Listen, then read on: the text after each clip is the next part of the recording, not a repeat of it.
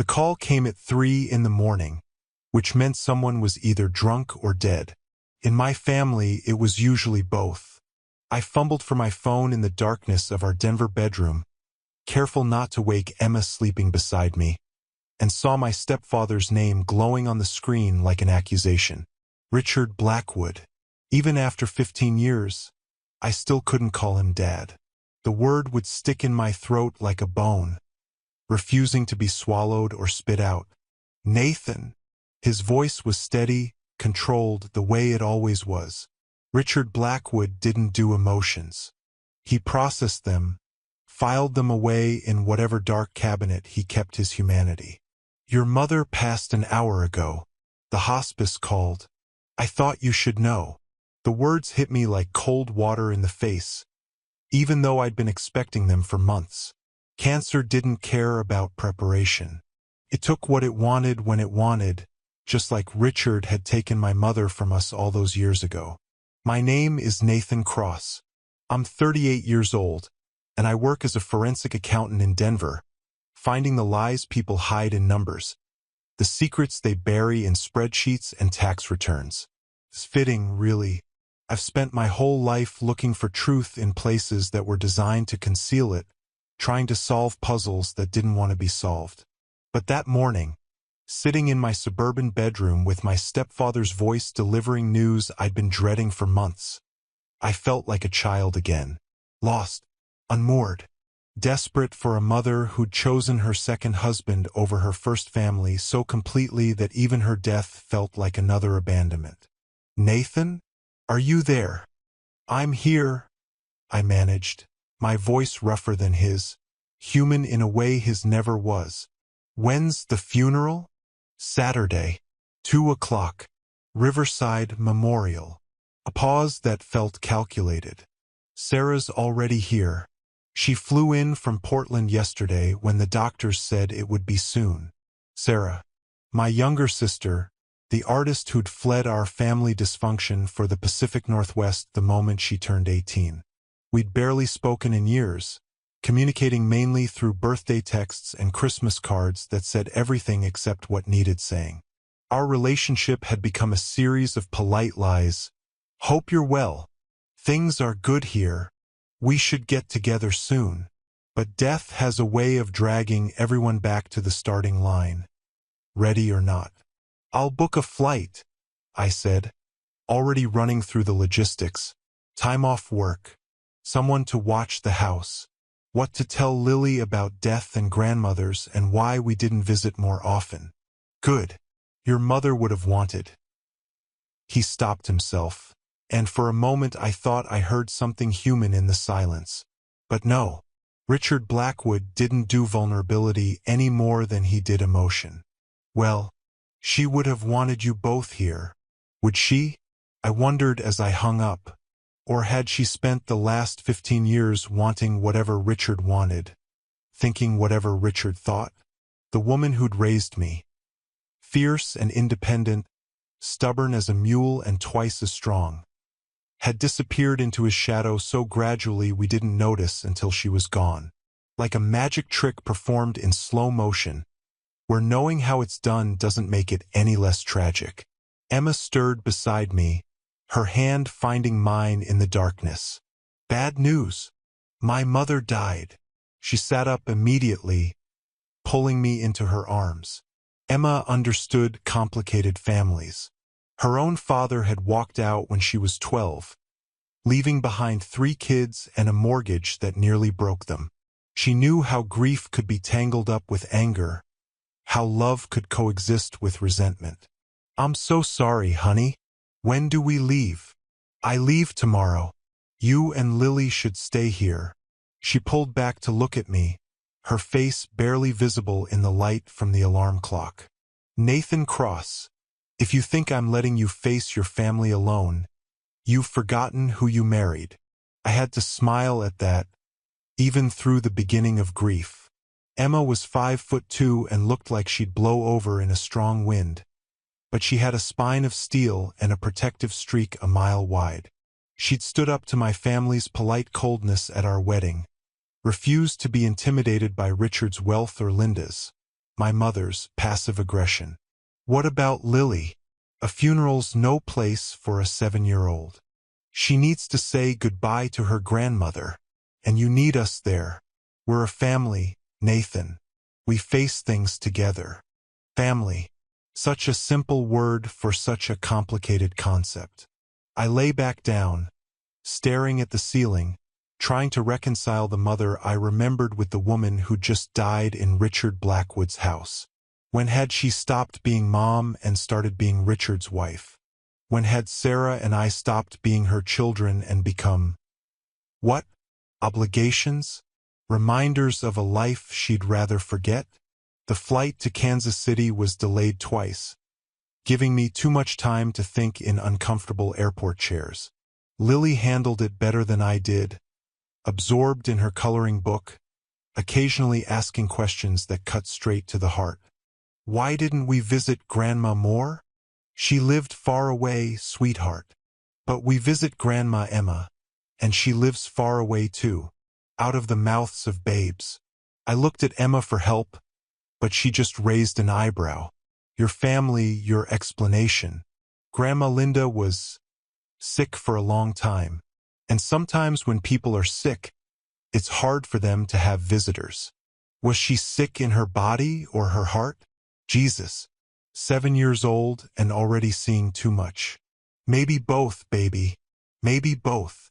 Sarah was waiting at the rental car counter, looking like she'd aged a decade in the 5 years since I'd seen her.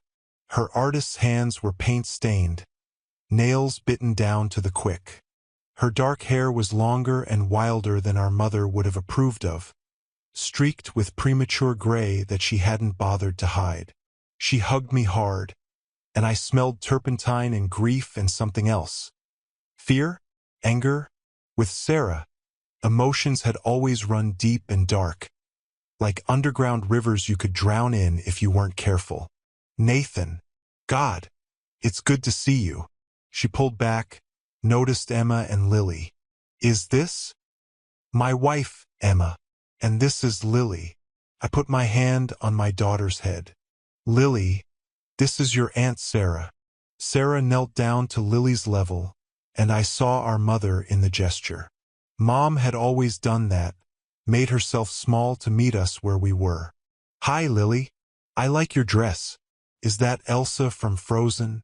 Lily nodded shyly. Mommy said I should wear something pretty for Grandma. Sarah's face crumpled slightly before she caught herself. That was very thoughtful. Your grandma loved pretty things. We loaded into the rental car, Sarah giving directions to the hotel. She'd been in town for 3 days already, she explained, staying at Richard's house. The words came out bitter. How was she? I asked. At the end. Sarah was quiet for a long moment, staring out the window at the flat Kansas landscape.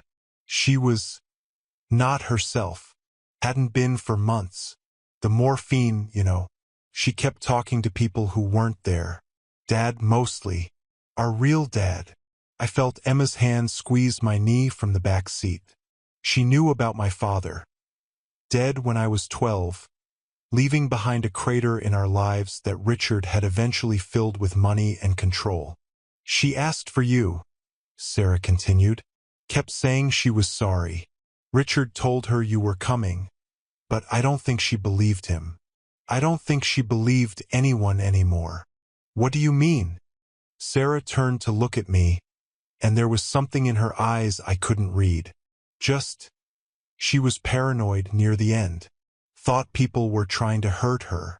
The doctors said it was normal, the cancer spreading to her brain. But, she shrugged. I don't know. Sometimes paranoia is just pattern recognition. The hotel was one of those mid-range chains that all looked the same, could be anywhere in America.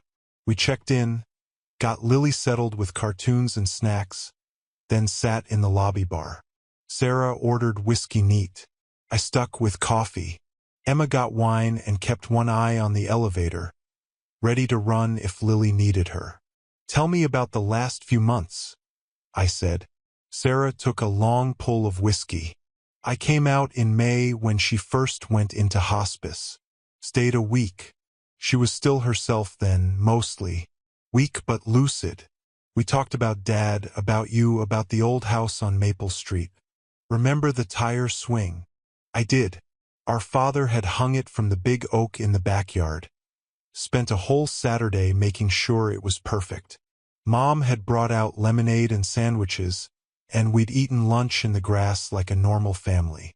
6 months later, he was dead. She said she regretted things, Sarah continued.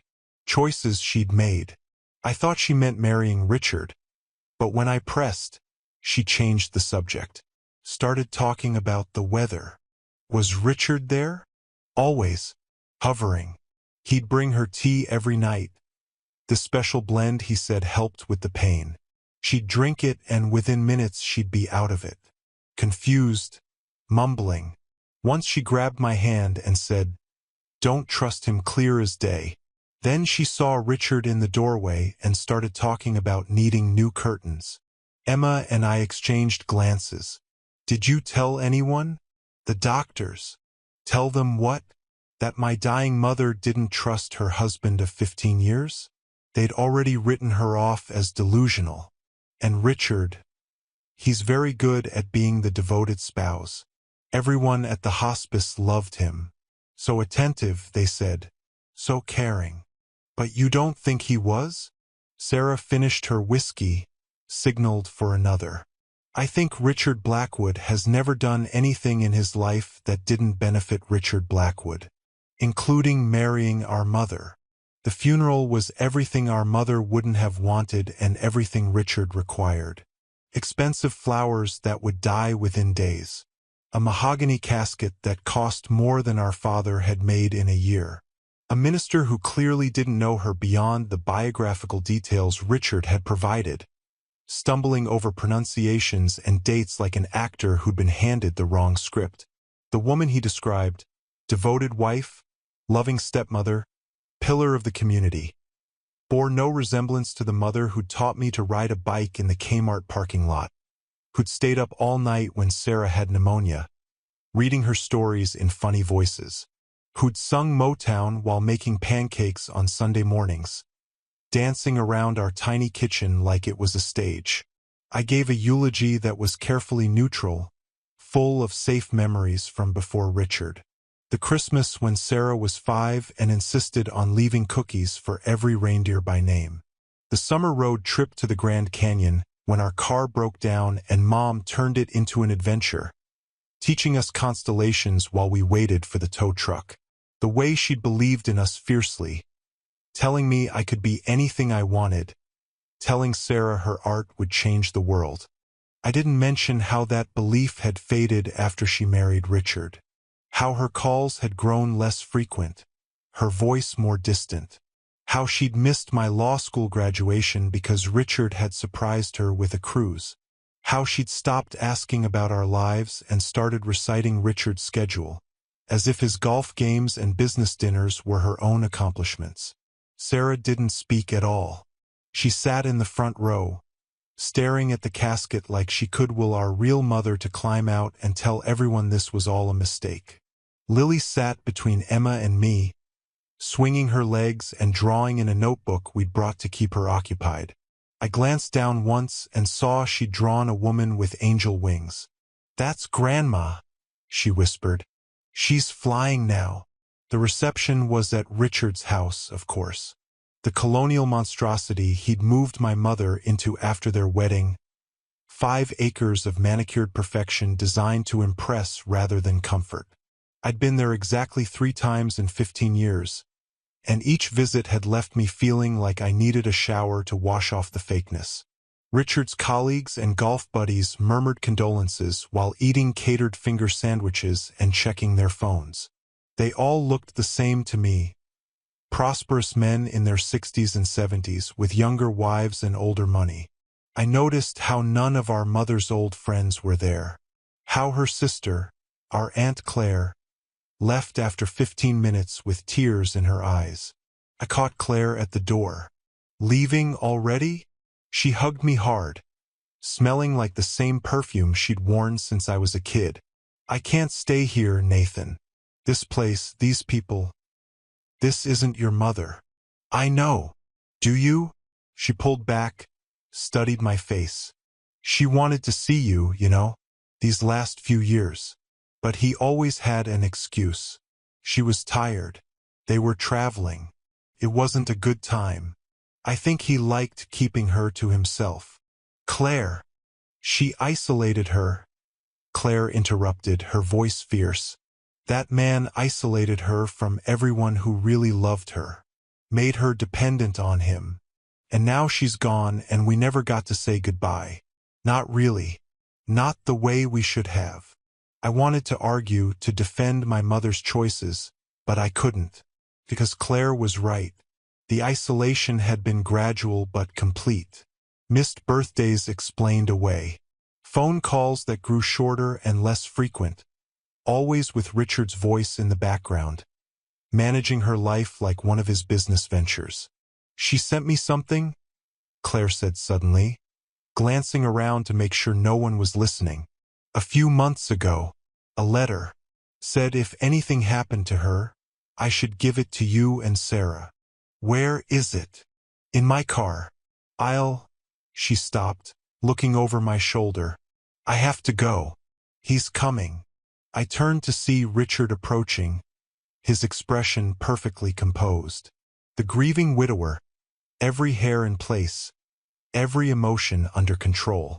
Claire, he said smoothly, thank you for coming. Linda would have appreciated it. Linda would have appreciated a lot of things, Claire said, not bothering to hide her contempt, like seeing her children more, having her family around her, dying in a place that felt like home instead of a museum. Richard's smile never wavered, but something flickered in his eyes. Grief makes us say things we don't mean. I understand. I mean every word. Claire turned to me. Call me later, Nathan. We need to talk. She left, and Richard watched her go with an expression I couldn't read. Your aunt has always been emotional.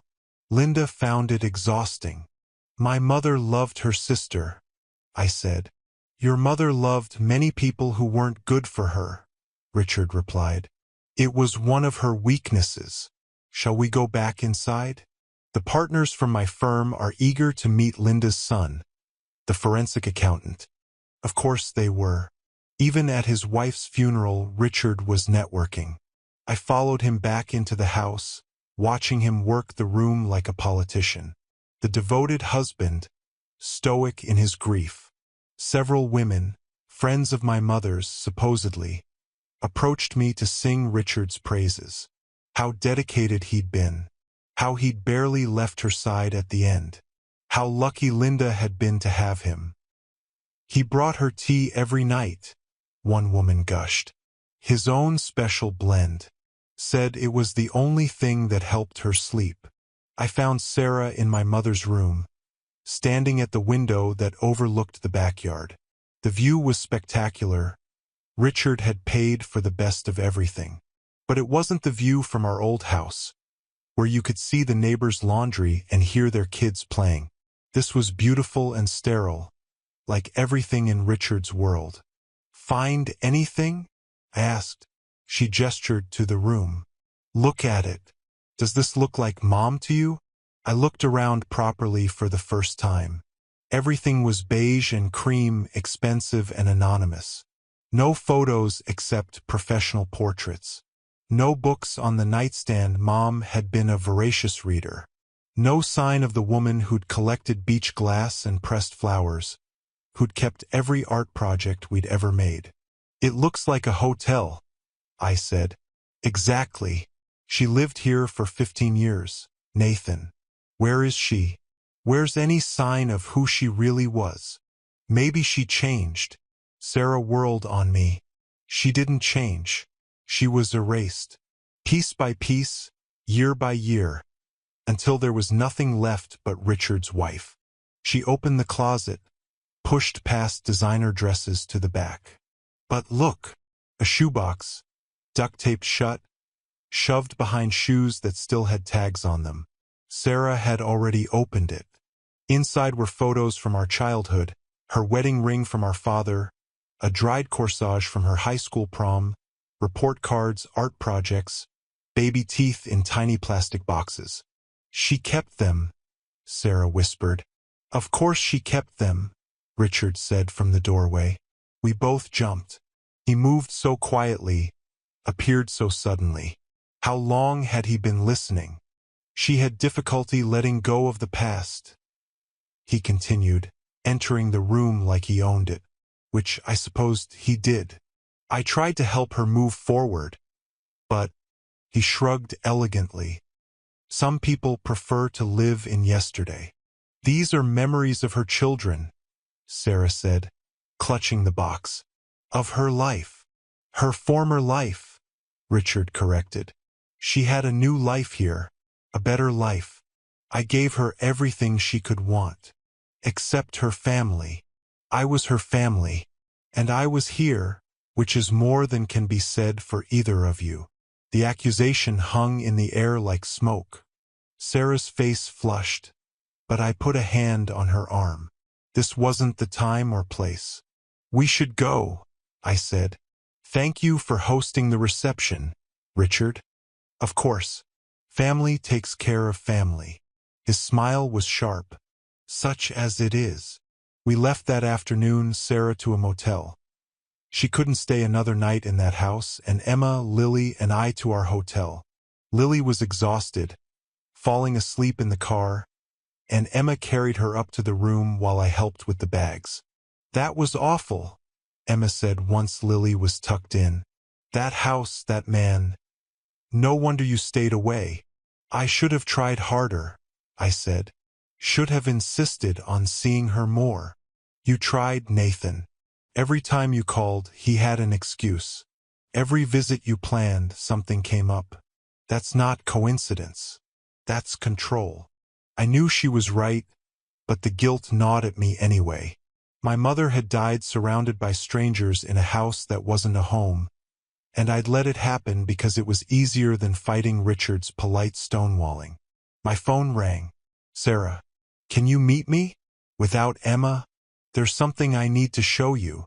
I looked at Emma, who nodded. Go.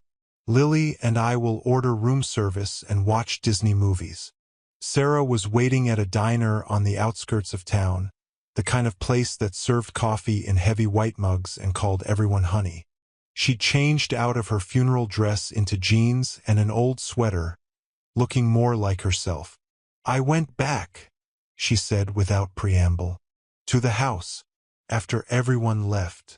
Sarah, I know, but I had to. Nathan, I've been thinking about what Mom said, about not trusting him, about the tea. What if she wasn't paranoid? What if she was trying to tell me something? What are you saying? She pulled out a piece of paper. I found this in her nightstand, hidden under the liner. It was a page torn from a journal, my mother's handwriting shaky but recognizable. He brings me tea every night. Special blend, he says, for the pain. But the pain gets worse after I drink it. And the confusion. Can't think straight. Can't remember. Yesterday I couldn't remember Nathan's middle name. Today I forgot what Sarah does for a living. What kind of cancer eats memories. Found pills in the tea canister. Not labeled. When I asked her, he said vitamins. But vitamins don't look like that. Don't make you feel like that. Need to tell someone. But who would believe me? The devoted husband. The successful businessman. The generous man who saved the poor widow.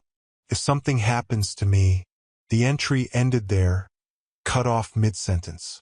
Jesus, I breathed. There's more, Sarah said. I did some research. Did you know Richard was married before Mom? What? Twice. First wife died in a car accident. Second wife drowned. Both left him everything. My forensic accountant brain started connecting dots I didn't want to see. How long were they married? First wife, 3 years. Second, 18 months. Mom lasted the longest, 15 years. Maybe because she didn't have as much money? Had to wait for the life insurance to mature. Sarah, this is crazy. You're suggesting Richard, what? Murdered his wives. I'm suggesting that 3 dead wives is a pattern. That Mom was afraid of him. That she died thinking no one would believe her.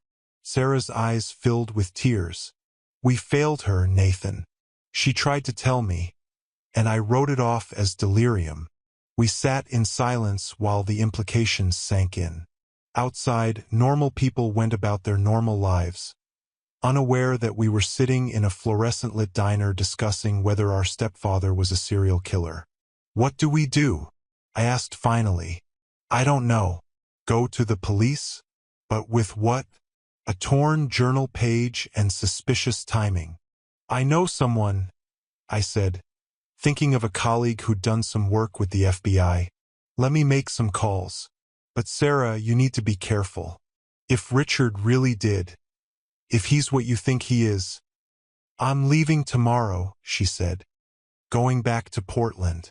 I can't stay here. But she didn't leave. Because that night, everything changed. The call came at midnight. Emma answered, passed the phone to me with a worried expression. Mr. Cross? This is Detective Morrison with the Kansas City PD. Do you know where your sister is? My blood ran cold. She's at the Riverside Motel. Why? She's not. Her room's been cleared out, but her car's still in the parking lot. When did you last speak with her? This afternoon, around 5. What's going on? We got a call from the motel manager. Found something concerning in her room. We need you to come down to the station. I threw on clothes while Emma peppered me with questions I couldn't answer. Lily slept through it all. 7-year-old exhaustion deeper than adult worry. At the station, Detective Morrison, a tired-looking woman in her 50s, showed me to a small interview room. On the table was an evidence bag containing a single sheet of paper. Is this your sister's handwriting? I looked at the note. Sarah's distinctive scrawl. The artist's hand that never quite learned to color inside the lines. Don't look for me. I need time. I'm safe. It looks like her writing, I admitted. But this doesn't make sense. She wouldn't just leave. Not without telling me. Not without her car. That's what we thought. The motel manager says she'd been acting strangely. Paranoid. Putting chairs against the door. Asking if anyone had been asking about her. She was upset about our mother's death. The funeral was yesterday. Morrison nodded sympathetically. Grief can make people do unexpected things. But given the circumstances, her car still there, her phone left behind, we're treating this as suspicious. What about Richard? I asked. Our stepfather. Did you talk to him? Why would we need to talk to him? I hesitated. Sarah's suspicions suddenly seemed flimsy, paranoid. But she was missing, and that note felt wrong in every way. She was looking into some things about him, about our mother's death. She thought. She had concerns. Morrison's expression shifted, became more alert. What kind of concerns? I told her everything. The journal entry. The dead wives. Sarah's fear that our mother had been murdered. Morrison took notes, asked careful questions, didn't look at me like I was crazy. We'll look into it, she said finally. In the meantime, if your sister contacts you, we need to know immediately. I left the station as the sun was rising, exhaustion and worry making everything surreal. Emma was awake, had already arranged for Lily to have breakfast with another family from the hotel. What did they say? I showed her a photo I'd taken of the note. This doesn't sound like Sarah. She's an artist, but she's not dramatic. And she wouldn't leave her car. She loves that piece of junk. So what do we do? I need to go to Richard's house. See if he knows anything. Not alone, Emma said firmly. If Sarah's right about him, Then I need you here with Lily. Safe. If something happens to me too. Nothing's happening to you, Emma interrupted. We'll all go. Safety in numbers. He won't do anything with witnesses around. Which is how I ended up driving to Richard's house with my wife and daughter, chasing a sister who might be running from a killer or might have just needed space to grieve. I didn't know which possibility scared me more. The house looked different in the morning light. Less imposing, more ordinary. Just a big house where a woman had died and her daughter had disappeared. Richard answered the door already dressed for the day, every hair in place despite the early hour. Nathan, this is unexpected. His gaze flicked to Emma and Lily. And you brought your family. Sarah's missing, I said without preamble. She left a note at her motel, but her car's still there. Have you seen her? Something shifted in his expression. Too quick to catch. Missing? How concerning. Please, come in. We followed him to the living room. The funeral flowers were already gone. No sign of yesterday's reception. Like my mother's death had been cleaned up and put away with the catering dishes. When did she go missing? Richard asked, settling into his chair like a king on a throne. Something yesterday evening. She left a note saying she needed time. But you don't believe it, Richard finished. You think something happened to her. And you came here because? Because she was looking into Mom's death. Into your previous wives. She thought. I stopped, aware of how it sounded. She thought I killed them, Richard said calmly. Yes, I'm aware. Your sister made her suspicions quite clear yesterday. Grief and imagination are a powerful combination. 2 dead wives before my mother. That's not imagination. That's a pattern. That's misfortune, Richard corrected. Margaret died in a car accident. Icy roads, a tragedy.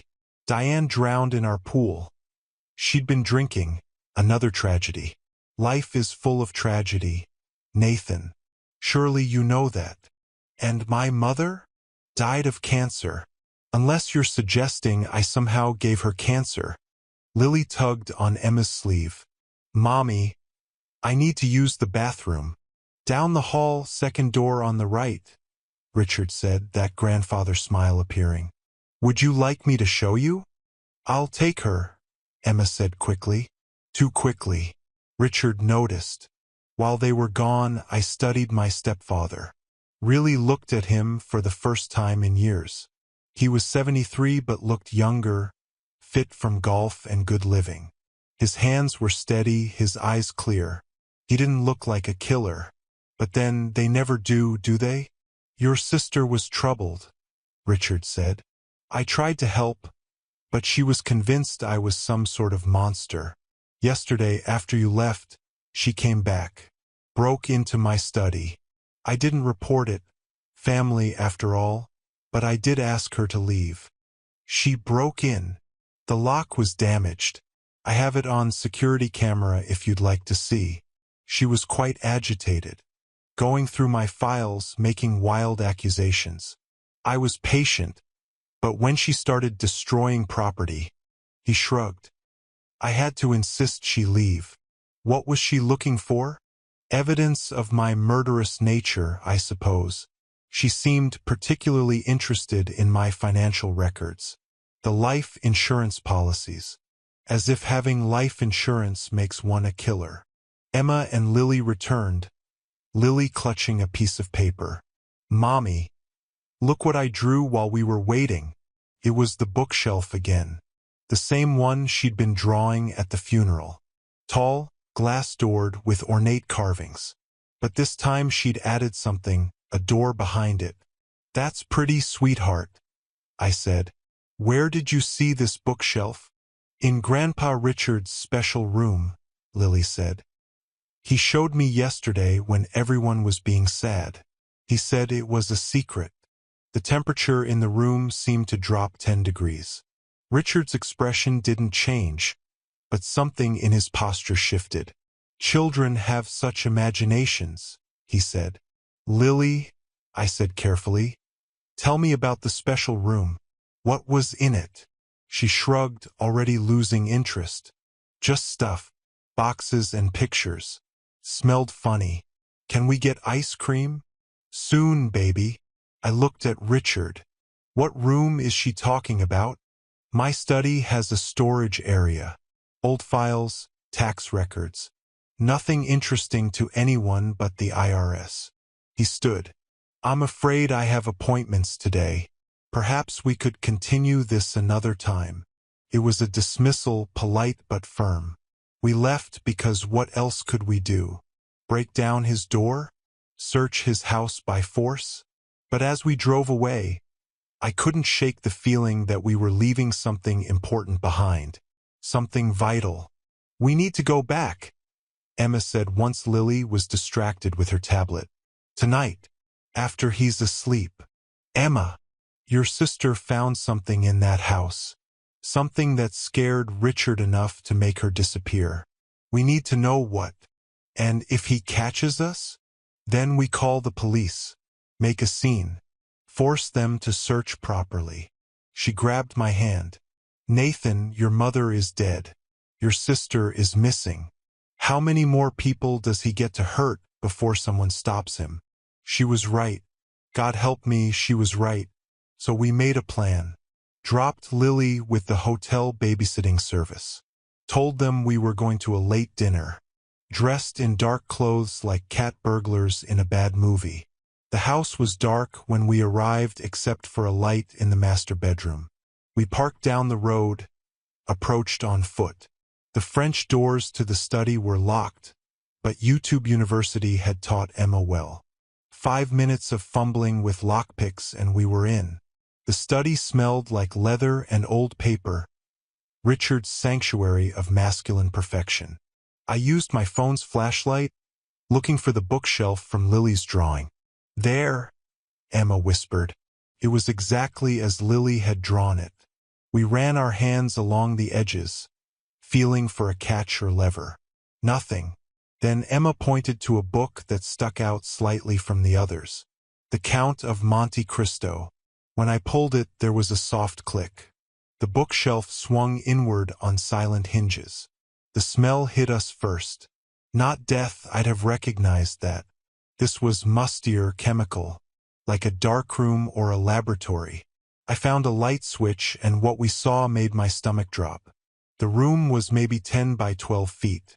One wall was lined with filing cabinets, each labeled with a woman's name. Margaret, Diane, Linda, and at the end, newest-looking Sarah. Oh my God! Emma breathed.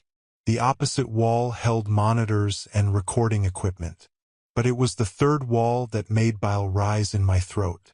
Photos, hundreds of them, all of my mother, some recent showing her sick and frail, others going back years.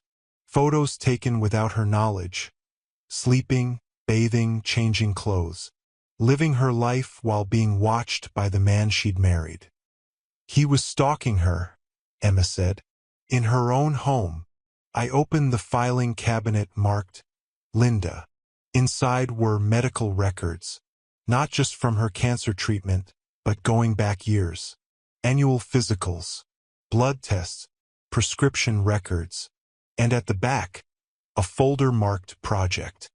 Inside were research papers on untraceable poisons, articles about inducing cancer in laboratory animals, a timeline that started 3 years ago, 2 years before my mother's diagnosis. Notes in Richard's precise handwriting. Increased dosage. Subject showing fatigue. Blood work normal. Increase interval. First anomalous result. Success? He gave her cancer, I said, the words not feeling real. He actually gave her cancer. Emma was at the monitors, headphones on. Nathan, you need to hear this. She handed me the headphones. It was my mother's voice, weak but clear. Can't prove it, but I know. The tea. He brings me tea every night. Started when I got the diagnosis. So caring, he said. So devoted. But I'm getting worse so fast. Faster than the doctors expected. And the others. I found out about the others. Margaret. Diane. Louise. There was a Louise before Margaret. All dead within 2 years of marrying him. I should have seen it. Should have protected my children. But I was so tired of being alone. And he was so. The recording cut off. The timestamp was 2 weeks before she died. There are dozens of recordings, Emma said. All of her. He was recording everything. I moved to Sarah's cabinet with trembling hands. Inside were photos from the last week. Sarah at her motel. At a gas station. At an ATM. The last photo was dated yesterday evening. Sarah approaching Richard's front door. She came here, I said, after she left the diner. She came here and never left. That's when we heard footsteps above us. Slow. Deliberate. Richard was awake. Emma grabbed my hand. We go. Now. But I was staring at Sarah's file. At the last document. A receipt for industrial lie. Dated yesterday. The same day Sarah disappeared. She's here, I whispered. Sarah's still here. Somewhere in this house. The footsteps were on the stairs now. Emma was pulling me toward the exit, but I couldn't leave. Not without knowing. The basement, I said. There has to be a basement. Nathan, we have to go. But I was already moving, deeper into the secret room. There, another door painted to match the wall. I yanked it open. Stairs leading down into darkness. Who's there? Richard's voice, calm as ever, from the study. I plunged down the stairs, Emma behind me despite her better judgment. The basement was finished, carpeted, normal. But there was another door, steel reinforced with a keypad lock. The code, Emma hissed. We need the code. I thought frantically. What would Richard use? Birthday? Too obvious. Then I saw it scratched into the paint beside the keypad. 4 numbers in Sarah's handwriting. 0424, April 24th. Our father's death date. I punched in the code. The lock disengaged. The room beyond was a cell. 10 by 10, concrete walls, a cot, a toilet. And in the corner, curled into herself like a wounded animal, was Sarah. She looked up when the door opened, and the relief in her eyes when she saw me nearly broke my heart. Thinner, dirty, but alive. Blessedly alive. Nathan! I ran to her, caught her as she tried to stand. She was weak, dehydrated, but whole. I found it, she whispered. Mom's real journal. Hidden in the basement. It's all there. Everything he did. Not just to her. To Dad too. Dad. He killed him, Nathan. Made it look like a heart attack. Mom figured it out. She wrote it all down. Footsteps on the stairs. Slow, measured. Richard wasn't running. He knew we were trapped. Where's the journal? I asked urgently. Sarah pointed to the corner where papers were scattered. I grabbed them, shoved them into my jacket. Such an industrious family, Richard said from the doorway. He was dressed in a silk robe, looking like a gentleman interrupted during his evening routine. Breaking and entering. Theft. Kidnapping, they'll probably say, since Sarah is clearly here of her own free will. You locked her in a cell, Emma spat. I provided accommodation for a troubled young woman who broke into my home. The door locks from both sides, a safety feature. She could have left at any time. Liar, Sarah croaked. You drugged me, locked me in here, said I'd rot like Mom did. Prove it, Richard said simply. Your word against mine. A grieving daughter who's already shown signs of instability versus a respected member of the community. Who do you think they'll believe? He was right. Even with the room, the recordings, the files, he'd spin it. explain it away. Men like Richard always did. The recordings, I said. Mom's voice. The files on all your wives. Personal mementos of loved ones lost. And private medical records I kept to remember their struggles. Unusual, perhaps, but not illegal. He smiled, that cold, perfect smile. You see, Nathan, the difference between us is that I think ahead. Every contingency planned for.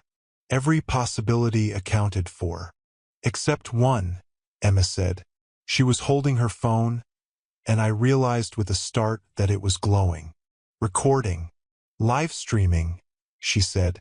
To my cloud, my sister's computer, and about 6 other places. Has been since we found the room.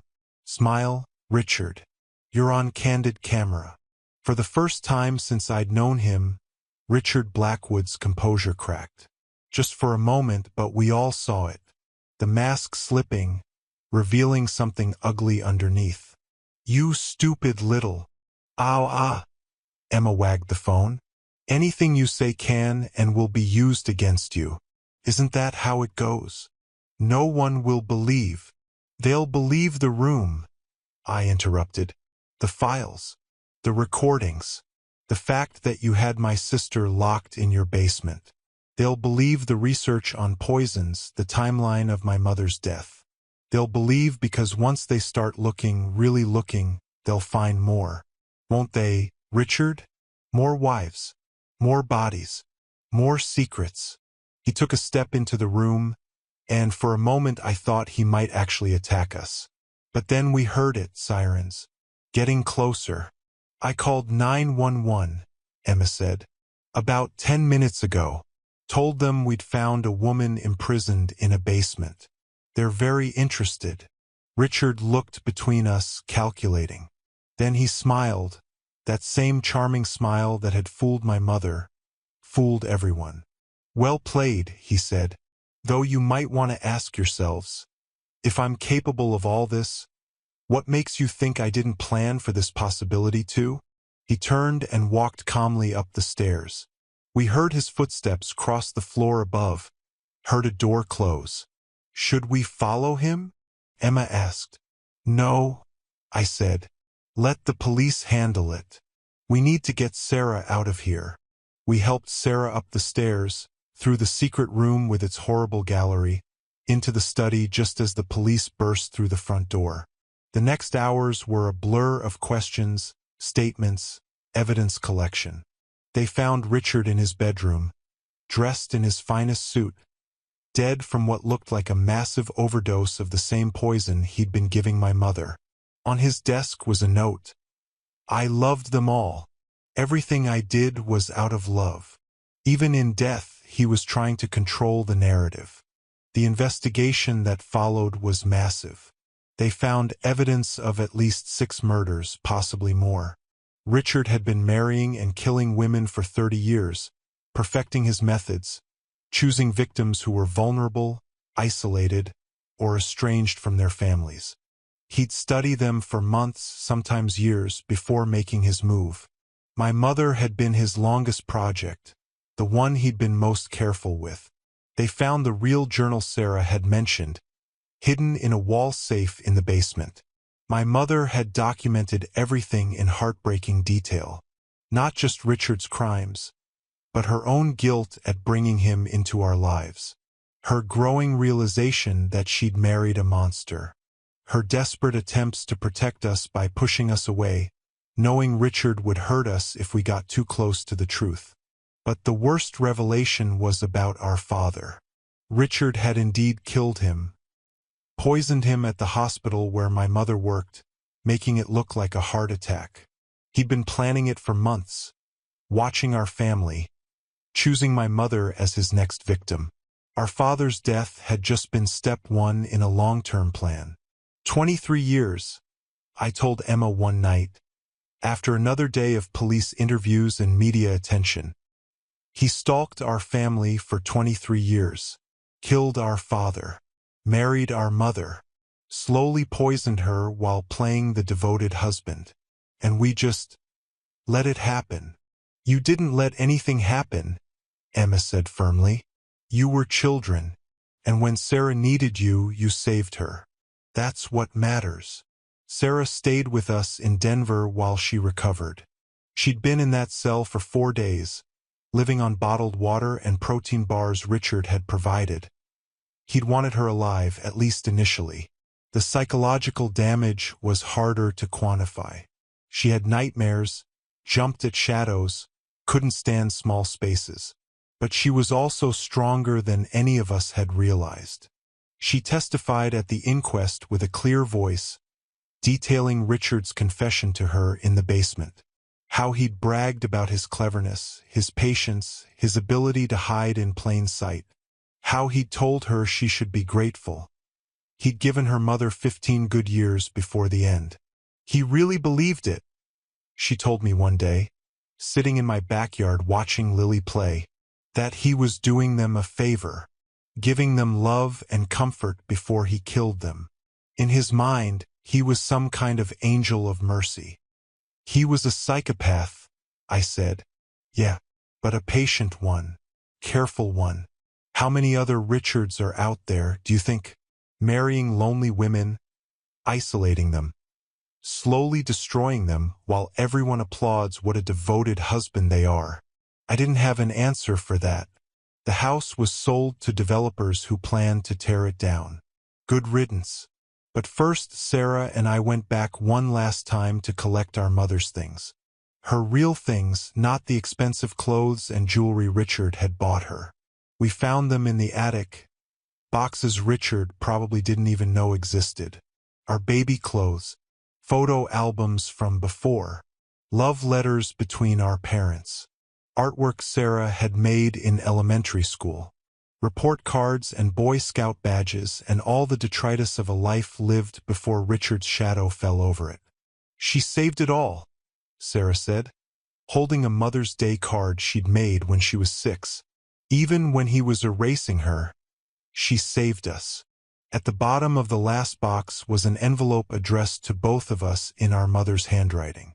Inside, a letter dated just a month before her death. My dear children, if you're reading this, then you've found the truth. I'm sorry for all of it, for bringing Richard into our lives, for pushing you away when I should have pulled you closer, for being too weak to fight back until it was too late. But mostly I'm sorry for not telling you every day how much I love you, how proud I am of the people you've become despite everything. Nathan, my serious boy who always tried to fix things that couldn't be fixed. Sarah, my wild artist who saw beauty even in darkness. You deserved a better mother, a braver mother. I know Richard will probably outlive me. He's very good at what he does. But I also know that someday, somehow, the truth will come out. It always does. And when it does, I need you to know that every choice I made, even the wrong ones, I made out of love. Misguided, perhaps. Foolish, certainly. But always love. Take care of each other. Find happiness despite what happened to us. Live the lives I couldn't give you. All my love, Mom. We cried then, Sarah and I, in that empty attic in that horrible house. Cried for the mother we'd lost twice, once to Richard, once to death. Cried for the father we barely remembered. Cried for the years stolen from us by a man who'd turned murder into an art form. But we also found something else in that attic. Connection. For the first time in years, Sarah and I weren't strangers brought together by obligation. We were siblings, bound by shared loss and shared survival. We were family. The memorial service we held for our mother, our real memorial, not Richard's performance, was small. Just family and her true friends, the ones Richard had driven away. We scattered her ashes at the lake where our father had taught us to fish, where our real life as a family had existed before Richard's poison seeped in. Claire came, bringing photos we'd never seen. Our parents young and in love. Our mother laughing at something our father had said. The 4 of us at a picnic, before everything went wrong. She never stopped loving you, Claire told us. Even when Richard had her so turned around she didn't know which way was up.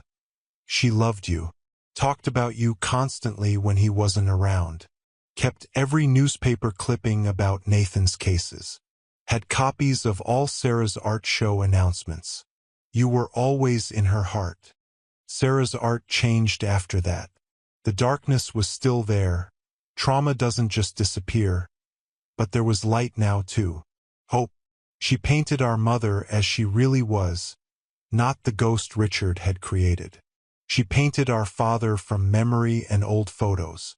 She painted our family as it should have been. I changed too. Stopped keeping my distance from the people I loved. Called Sarah every week, visited every month. Brought Lily to Portland to see her aunt's studio. To learn that art could heal as well as reveal. Emma and I had another child. A boy we named after my father. Not Robert, that name had been poisoned, but James, his middle name. Clean start. And sometimes, late at night, I think about Richard's words. How we all keep the people we love close. He was wrong about everything else, but maybe not that. The difference is in how we keep them close. With love or locks. With trust or control. With open doors or concrete cells. Our mother chose wrong once. Chose a man who promised safety but delivered slow death. But before that, she chose right. Chose to love two difficult children through poverty and grief. Chose to hide pieces of herself so Richard couldn't destroy everything. Chose, in the end, to document the truth so that even in death she could protect us. That's her real legacy. Not the fear that kept us away, but the love that brought us back. The truth that set Sarah free. The bonds that Richard tried to break but only made stronger. Do you think she knew? Sarah asked me once. At the end? That we'd find out? That we'd find each other. I thought about the journal hidden in the basement. The recordings labeled with our names. The breadcrumbs she'd left even as Richard tightened his control. Yeah, I said. I think she knew. And maybe that's enough. To know that love outlasts evil. That truth eventually surfaces. That families broken by monsters can still heal, still grow, still find their way back to each other. Richard Blackwood died believing he'd won. But he was wrong. Because Sarah and I are still here. Still brother and sister. Still our parents' children. And every day we choose love over fear, connection over isolation, truth over comfortable lies. We prove that he failed. He killed our parents. He nearly killed Sarah. He stole decades from us. But he didn't win. We did. Thank you for listening to my story. If you're like me, someone who spent years trying to earn love that was never truly offered, you know these aren't just stories. They're mirrors of our deepest wounds and greatest triumphs. Subscribe if these stories resonate with your journey. Hit that notification bell. Think of it as our regular meetup, where we share truths that others might not understand. And please, leave a comment below. Tell me, have you ever felt like an outsider in your own family? What would you have done in my shoes? Your words matter to me, and they matter to everyone here who's walked this lonely path. Tomorrow, I'll be back with another story. Until then, remember, family isn't always blood, and sometimes the greatest gift is discovering who you truly are. Take care of yourself. You deserve it.